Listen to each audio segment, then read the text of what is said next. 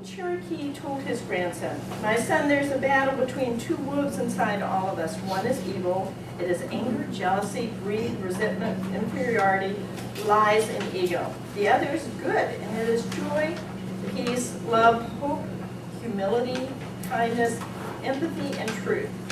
And the boy thought about it and asked, "Grandfather, which wolf wins?" And the old man said, "The one you feed."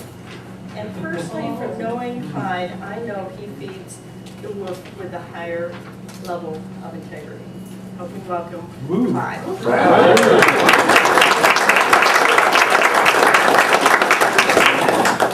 Wow, what an intro. I apologize for not bringing any pictures of the trains. You'll have to come by and see them yourselves. Good group here today. I understand that for the past couple of weeks you've been learning about how the New Testament actually got put together in the canon of the church, which books were accepted, which ones were not, which ones came and went, things like that. And that all was happening around the time of Constantine, the Council of Nicaea, 323 through 25 AD. And my section was supposed to go before that, because I'm going to talk about what happened in that first phase, after the ascension, and up to the time when most of the apostles died out. So between 30 and 100. The reason we're off kilter a little bit is because the weekend I was supposed to do that was the weekend we traveled to Auburn to see Hillary graduate. And she did that, and we're delighted at that and the way that went.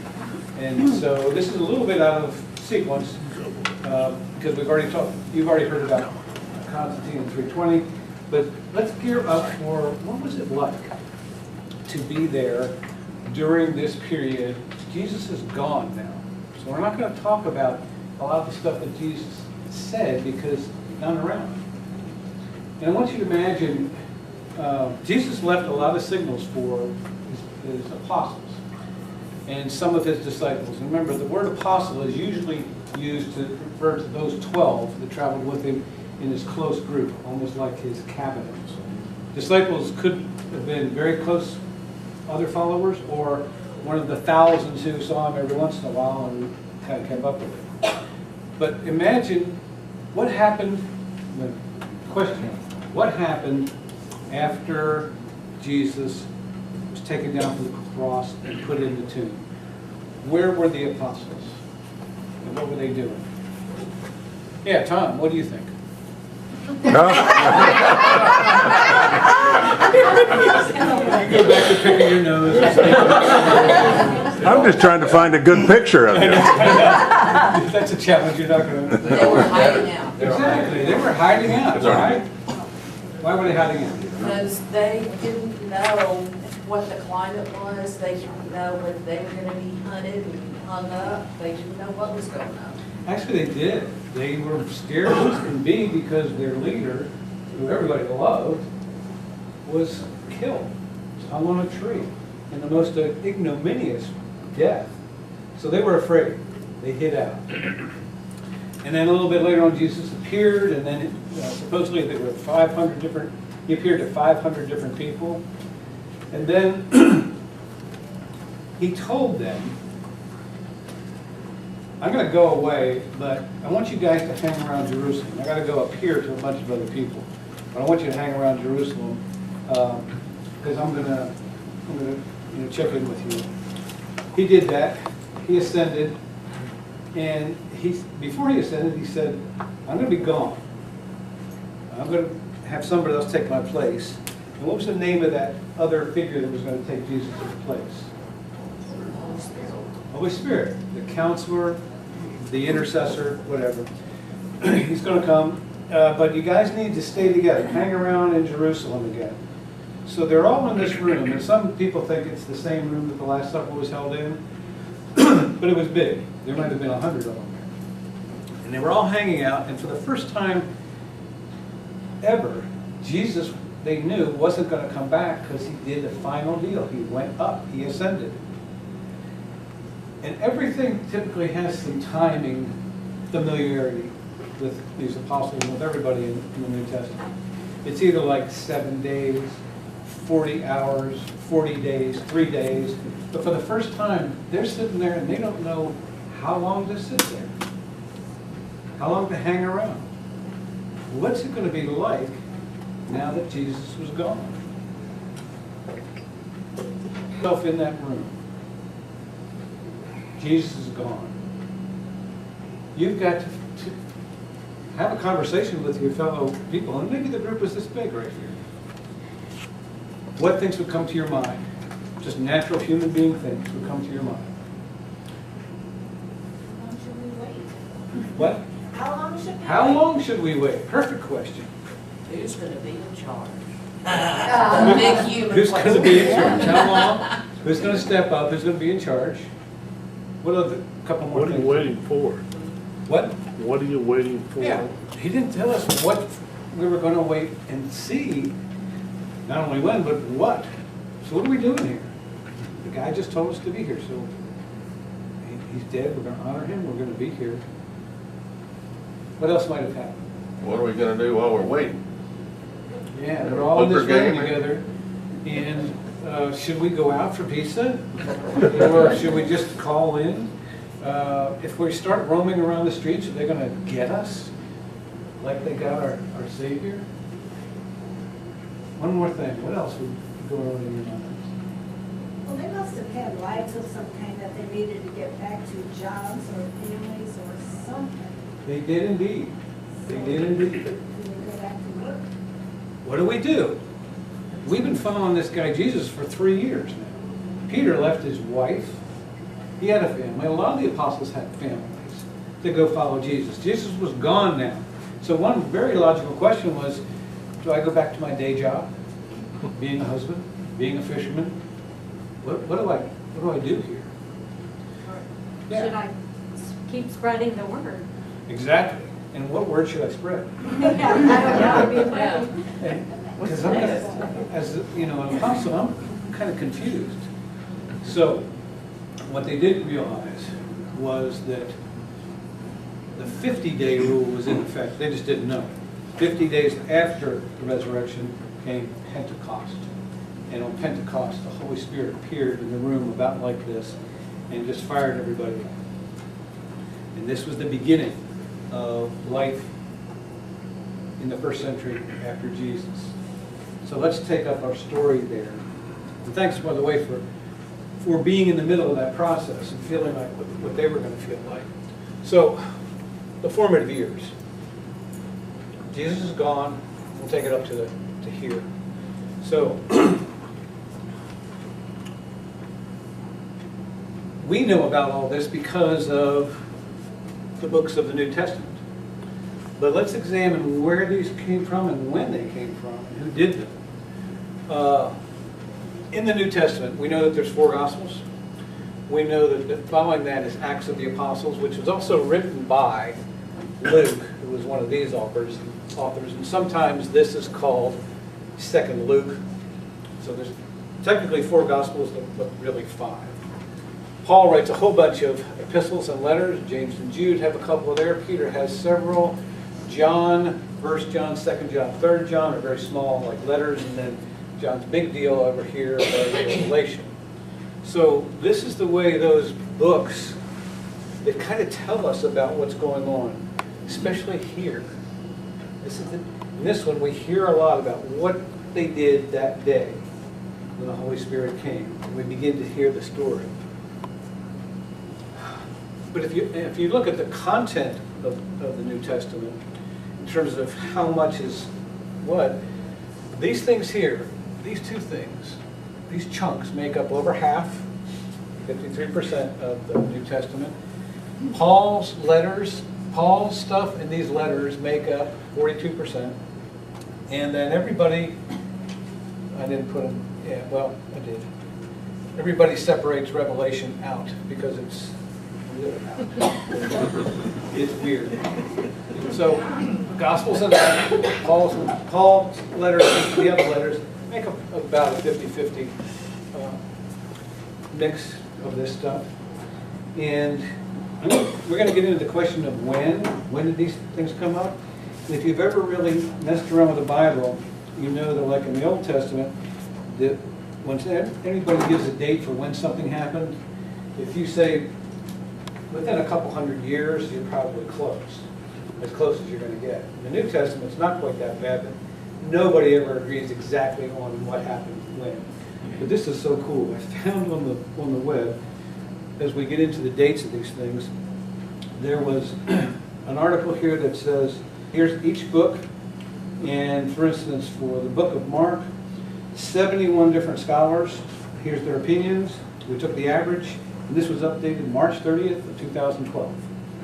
So just about 6 weeks ago. And most of these were updated March or April, so really hot. And these one, most of the time represent a number that's the average of at least 35 scholars and sometimes 70 some scholars. So 53% of the book, Mark, Matthew, Luke, Acts, John way over here.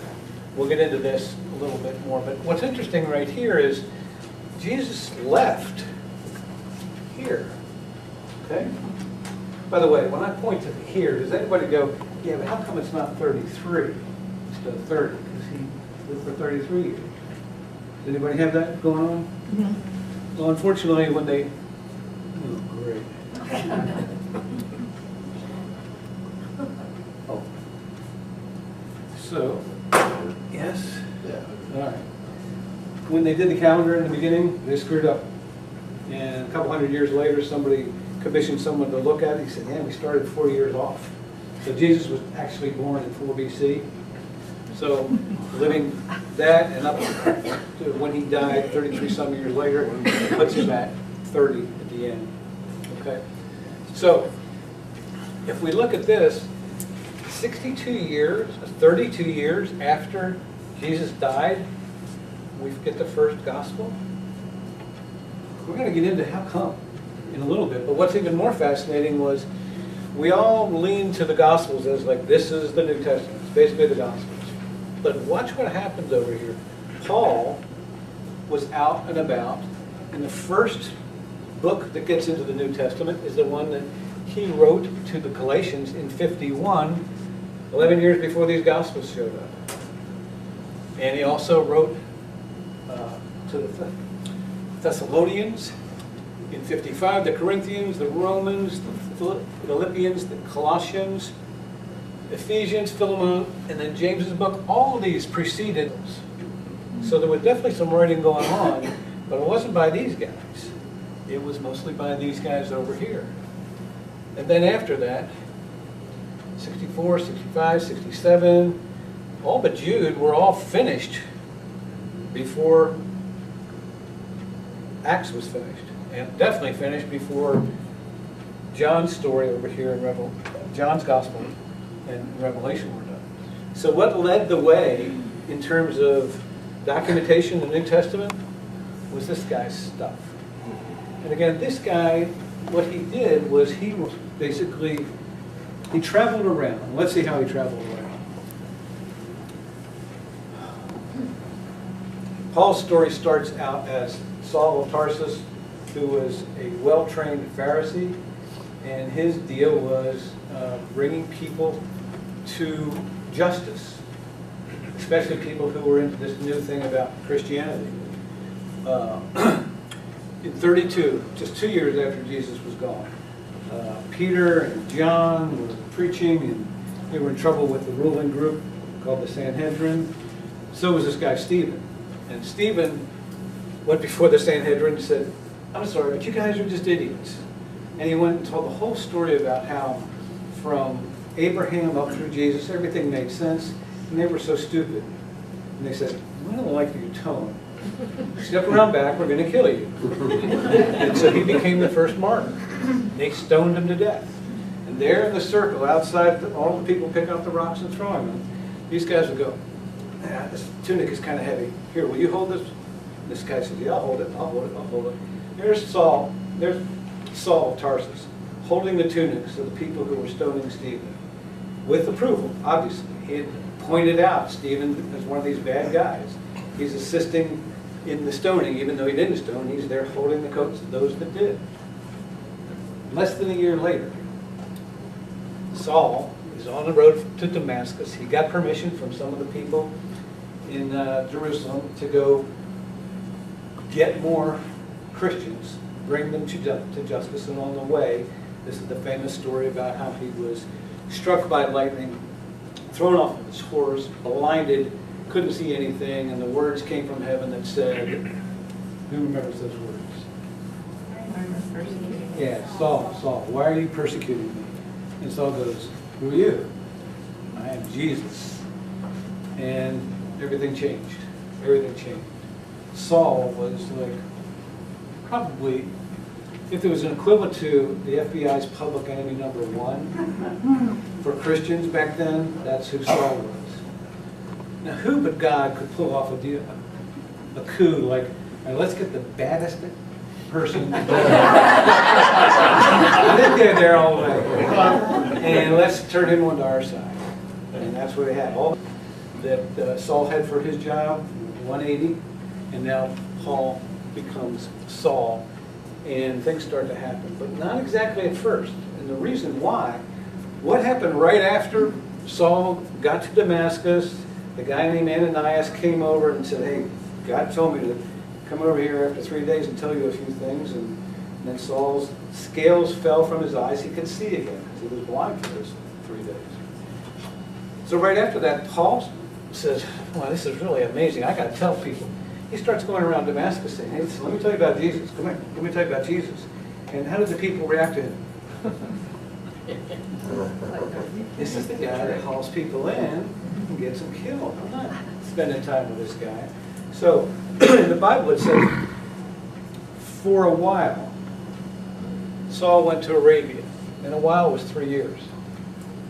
Saul bolted from the scene of all the attention, went to southern Arabia, where nobody really knew him. He could speak his piece there, and they wouldn't know you're the bad guy that's hauling in Christians, because they didn't know much about that at all. So for the first 3 years, one reason why there wasn't anything written is because Paul was basically on the lam, hiding out and practicing his preaching in southern Arabia. And then actually for another 8 years, he kind of hung around locally in Syria, Cilicia, and some time in Jerusalem. But he didn't begin his famous missionary trips, 1, 2, 3, 4, 5 missionary trips that spanned from 44 to 67, 23 years. He didn't start that till here, which is again 14 years after Jesus was gone. So it's kind of circumstances building up to why we didn't see stuff happen right away. And nobody has to be more attuned to us than us today. How many of you are on Facebook? Just raise your hand. How many of you have gone on Facebook and seen someone post that they just bought a Diet Coke or something really stupid, you know, about what they did that moment or prior to that? We post our information like this. That didn't happen over here. We're talking about a decade or more before this, 14 years before Paul starts going out and talking on his famous missionary trips. So things are really different back then, you know, compared to what we're used to today. Paul does all this stuff and basically turns the world upside down. These trips extend north first to Cyprus, and Cyprus was not the only place on the first missionary trips. Ephesus was not the only place. Corinth is getting up into Greece now. Caesarea, this one over here is Rome. So he's really extending this from just a small radius of like maybe 50 miles, 100 miles when he was talking in Syria, to 1,500 miles being up here in Rome. And what did that buy him? 68, Nero had him beheaded. This would have never happened if Paul would have stayed at home and said, I think I'll just think about this for a while. So, Paul's not the only one, but the big message right here is a lot of the writings that happened. Paul's first one to the Galatians in 51 happened while he was on his second missionary trip. And what he would do is he'd go to towns and say, here's this great word about Jesus Christ. This is really amazing stuff. And they'd say, this is really cool. What should we do? He said, well, form a group, kind of get together, like this Sunday school class, because there was no Christian church in the town. People met in synagogues, but this really wasn't so much a Jewish thing, or was it? It was unclear. So people just met in people's homes all the time. And so when Paul would go there, he'd help set up this, how to have a session, how to discuss and everything, spread the word. And then he'd go on to his next trip, and then he'd start hearing reports about the place he'd been to 2 years before, about how they're going a little bit weird there. So he'd write a letter saying, you guys are getting off base. And most of his letters are corrective type letters. That's not what we said, remember? Here you guys are doing this. So getting the church started was a huge challenge. And a lot of it goes to Saul turned into Paul for making it happen. If Saul had not been there, but Peter had, we wouldn't be here now. If Peter wasn't there, but Saul was, it's arguable that we would be here now. So we owe a lot to Saul in terms of Paul, in terms of us being around. But let's look back at the Gospels. This is the one everybody wants to focus time on. The Gospels are these four, Matthew, Mark, Luke, and John. That's how we say it, Matthew, Mark, Luke, and John. And the reason we say that is because, well, these three together, all three together, are kind of similar. And that's why they're called the Synoptic Gospels. And this one about John is way out there. It's very much different. This Gospel, this is the order that they are presented in the New Testament. The first book is Matthew, then is Mark, then is Luke. And Matthew is written basically to Jews. It's basically telling them, as you'll see in a minute, hey, Jesus, he was a Jew, so you don't like this. He was a Jew. You're Jews, right? So this is good. Mark wrote specifically to Gentiles, trying to say, this isn't so much a Jewish thing. You should like it. Saying, hey, it's a Jewish thing, you should like it. Hey, don't worry, it's not very Jewish, you ought to like it. So the marketing department right here is a little bit, going in different directions. And Luke, he's writing to Theophilus. And Theophilus was somebody that accompanied Paul on some missionary trips. Might have been the guy that was funding Luke to do this work. And then John's off the wall, off the charts, purely evangelistic. So, the term synoptic, together, sending together, optic meaning seeing, seeing together, they both looked at this message in a very similar way. Not identical, but similar. Now, who wrote first? This is the order there in the Bible. Is this the way they were written? First Matthew? Not really. It was more like Mark, then Matthew, then Luke, and of course John was way out here. Matthew and John were there. They were eyewitnesses. They were apostles. I hate to say this, but for the longest time, even up until 10 years ago, I thought they were all apostles who wrote the Gospels. But no. Mark was Peter's buddy, who interviewed Peter a lot, took notes. And Luke was Paul's buddy, who did the same thing, but from a different perspective. So the Gospel of Mark could have been the first one. Nobody will agree on anything. But it's likely that that was the first one. In Matthew's Gospel, 91% of what's in Mark also shows up in here. And in Luke, 53% of what Mark has is in here. So the belief that this guy had to pre-exist, his stuff just shows up so much here and not so much the other way around.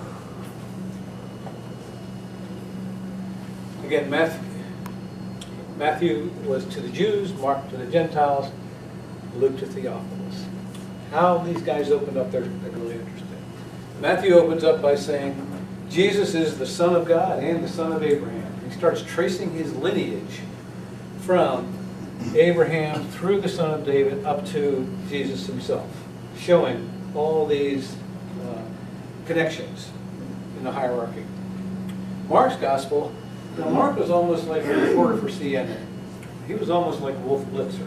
He was wanting to give you facts, facts, facts. And the way he started his Gospel out was really like, within a couple sentences, he says, Jesus is the Son of God. So John was out baptizing one day, and here's what happened. Boom. Nothing about the birth, nothing about the Immaculate Conception, nothing about anything. Goes straight from, here's my man, and let's start our story over here.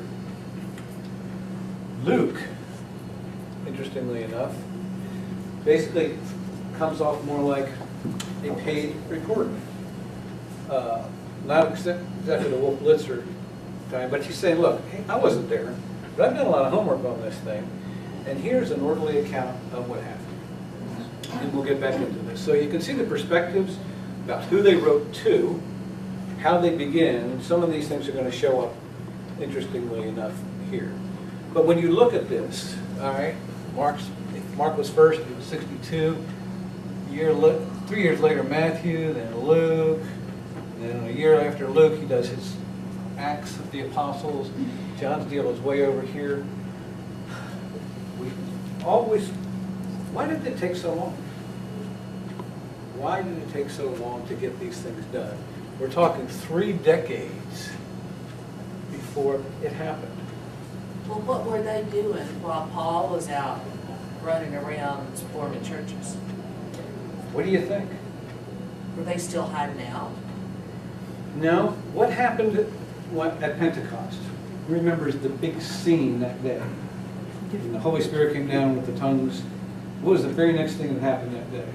Everybody could understand each other. Did they stay in the room?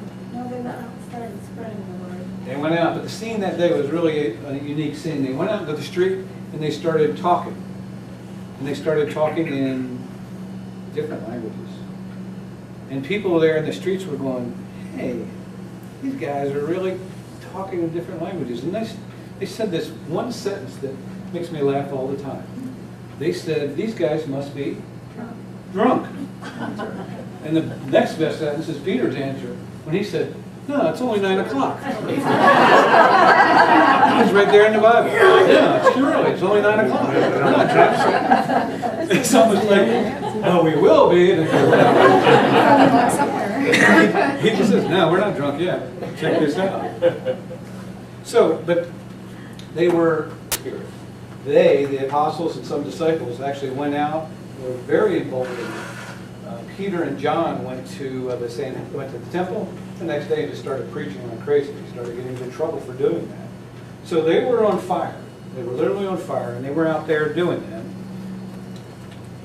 So there was actually going on. But the question was, how come the writings took so long to appear 3 decades later? They were active. So, think about it. Were they not as educated as Paul? Because Paul was a Jew and he was very well educated. Indeed he was. And these were the fishermen, right? Not exactly. This guy here was a physician. Okay. Luke was a I doctor. remember that. Mark was sort of a correspondent. Okay. Matthew was a tax collector, so he had to know how to read, Yeah. write, and everything. And we're not talking about John yet, so it wasn't a lack of education. Their audience couldn't read. The people they were talking to mostly couldn't read. Actually, that's not the case. Is that not? Matter of fact, they talk about it at that point in time. There were a lot of young students who were students of the Pharisee schools and everything, and they carried around notebooks and pens, took notes and things like that to tell others to kind of practice their preaching. So it wasn't like the United States today, but it wasn't like nobody knows how to read. And they did have the apparatus, instruments for writing and recording and notebooks and things like that. What? They were going out to different areas. True. Proselytizing, and they were, for instance, Thomas is not on here, but Thomas went to the area of Russia, basically started the Orthodox Church. You had, they all went to different areas, and so some of their writings would have taken possibly much longer to find, but I also read where back at that time, it was very unusual for any historical writings to be written basically during the time period. It usually took 100 to 200 years before historians would write about a previous time period. Why do you think that was? I think they needed to gather the information. It's like you said, they didn't have Facebook, they didn't have the internet, they didn't, gathering the research was much more difficult. But for the Christians, it was not as difficult because they had first-hand accounts. They had these people that had walked with Jesus, Right. and had lived with him and had experienced the whole thing. I think you're onto something. One of the first things that came up was, and this is why I'm not using them. Everybody heard that Jesus was coming back. Real soon. Like next month, next year. Because he said, I'm coming back, I'm coming back. And everybody thought, okay, so why write about this when the guy's gonna come back? Some scholars look at that and say, you know what though, every time someone is talking about something big that's going to happen, some apocalyptic event, they write like crazy about it before it happens. Because they want to document what their thinking is so that when that does happen, they can point and say, look, it was me, I said it. So while that was a reason, some people don't believe it. One of the big reasons, again, we have to put ourselves back there. Oral records were good. Not just these, but the idea of having oral records was a way of, this is how we do stuff a lot of the times. We trust the tradition of oral records to be faithful to the facts of the situation. And coupled with that is, this is where you were headed, not while witnesses are alive, still alive.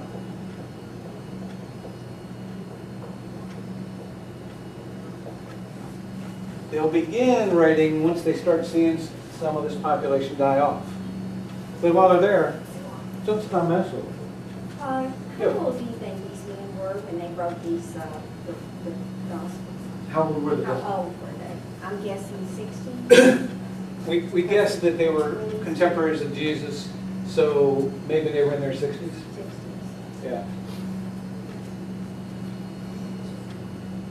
And the last thing is maybe they actually did write about it all throughout here. Matter of fact, I want you to read the first lines in the Gospel of Luke. Read them out loud so everybody can hear that. Gospel of Luke, chapter 1, verse 1, maybe 2. Many have undertaken to draw up an account of the things that have been fulfilled. Stop. Say that again. Many have undertaken to draw up an account of the things that have been fulfilled. Many have undertaken the task of drawing up the accounts of things that have been fulfilled. So what Luke is saying is, I'm basically finding a bunch of notes that I picked up from guys who were there, and they're all over the place. But I'm going to put together, read the next sentence. Just as they were handed down to us by those who from the first were eyewitnesses and servants of the word. Again? That, One more. just as they were handed down to us by those who from the first were eyewitnesses and servants of the word. The next sentence. Therefore, since I myself have carefully investigated everything from the beginning, it seemed good also to me to write an orderly account for you, most excellent Theophilus. So what Luke is saying right there is, there's a bunch of little things that were written all over the place back here. But I'm going to take and digest all of that.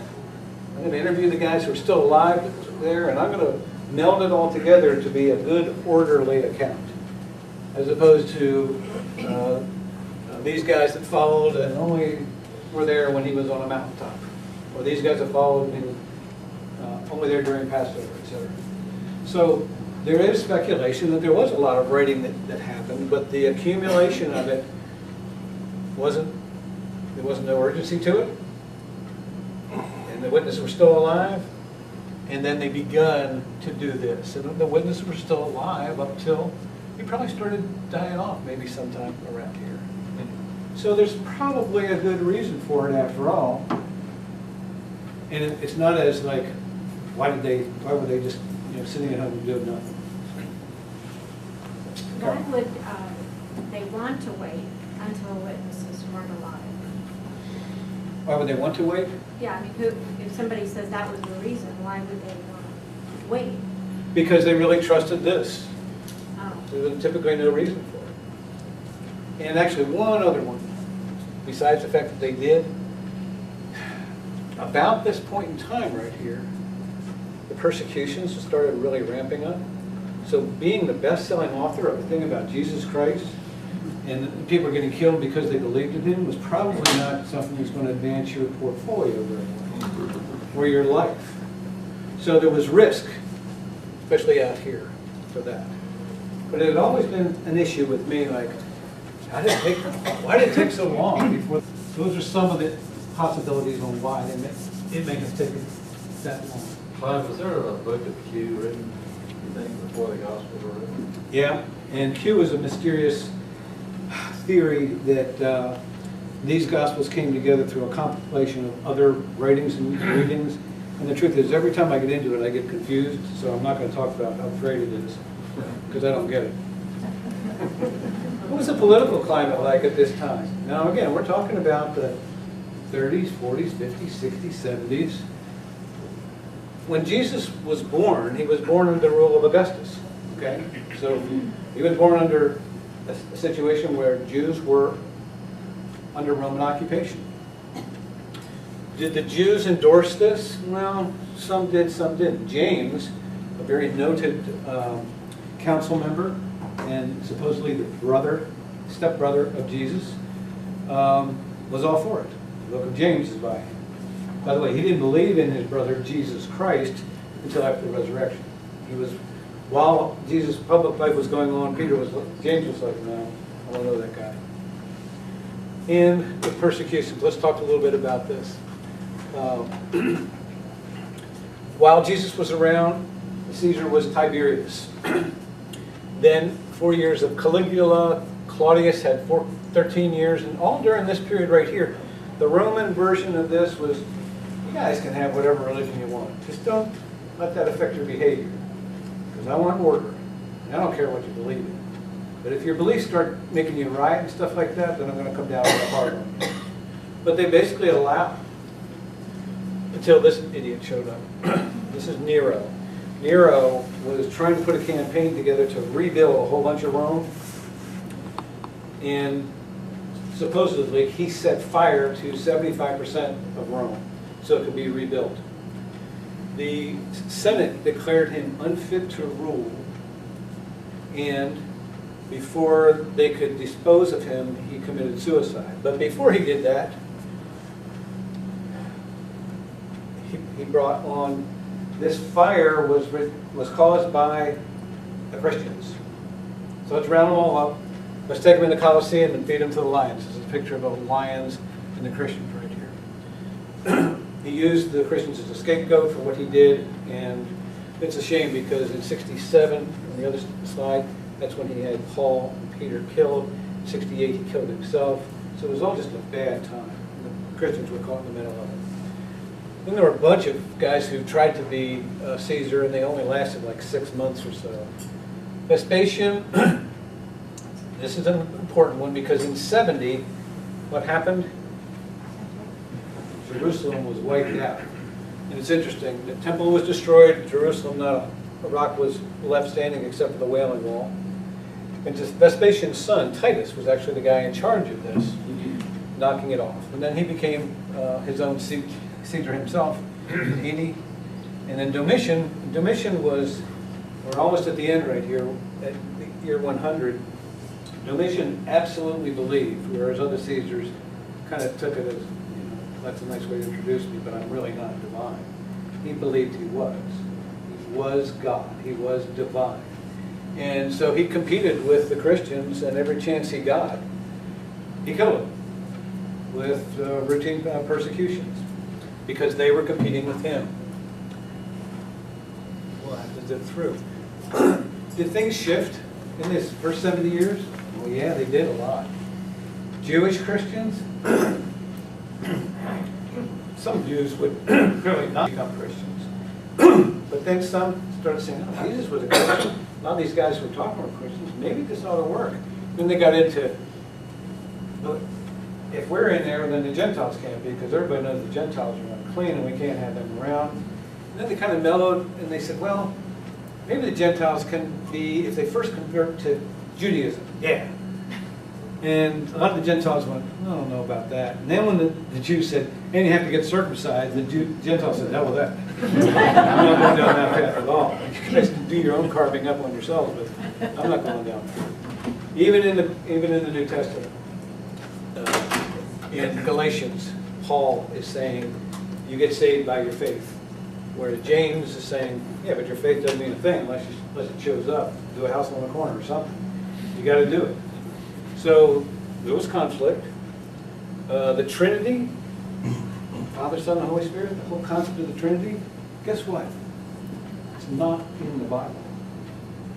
The Father is in the Bible. The Son is in the Bible. The Spirit is in the Bible. The concept of the Trinity came 400 years later. It's not in the Bible.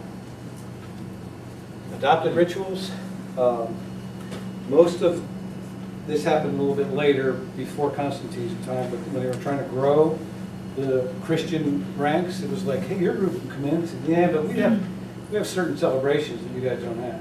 Like what? Said, well, we celebrate the fertility god right around the first of the year, so that when spring comes, there'll be a lot of crops growing up and everything. And we have a great time. We spend the whole week giving gifts to each other right around the end of December. And Christians were going, really? 100 years later, it's like, we have this thing called Christmas, and we're going to give gifts all during that period, and we're going to have the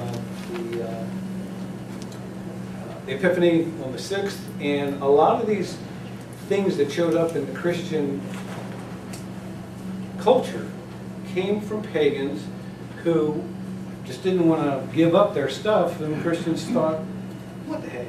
You know, we still have the same God kind of stuff right here. So there were a bunch of those things. Halloween is one of those.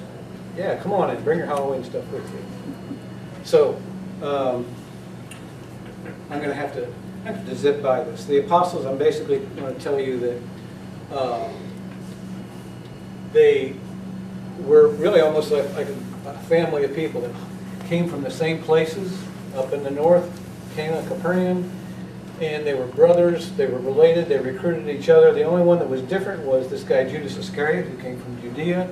And in terms of what happened to them, 11 out of 12 all meant violent deaths. The only one that didn't die a violent death was John, who again lived until 90 and was the author of Revelation, things like that. Stoned to death, killed with their Rasputin, crucified, speared, beheaded, etc.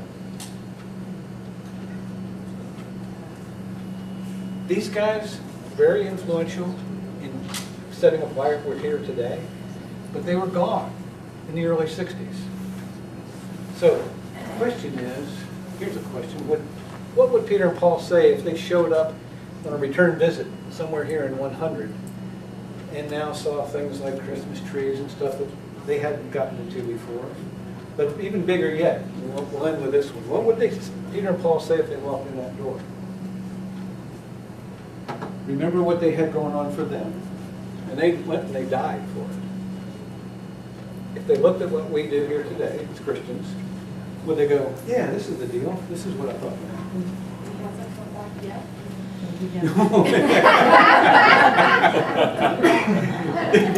Have you guys seen him yet? Yeah, they probably would have asked that. That was one thing they would say. Maybe look at the Roman chariots.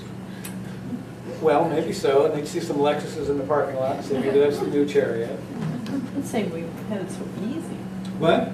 We have it so easy compared to they did. What else? I think Yes. they'd say, you've done a good job in some areas, but you basically need to get to work.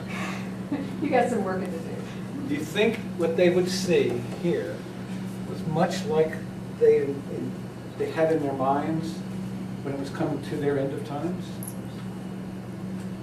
Have we stuck with the fundamentals that they envisioned at that time? We should probably have a whole other session to deal with that one, but my time is up, so I'm going to have to end it. Thanks for your time. Good job.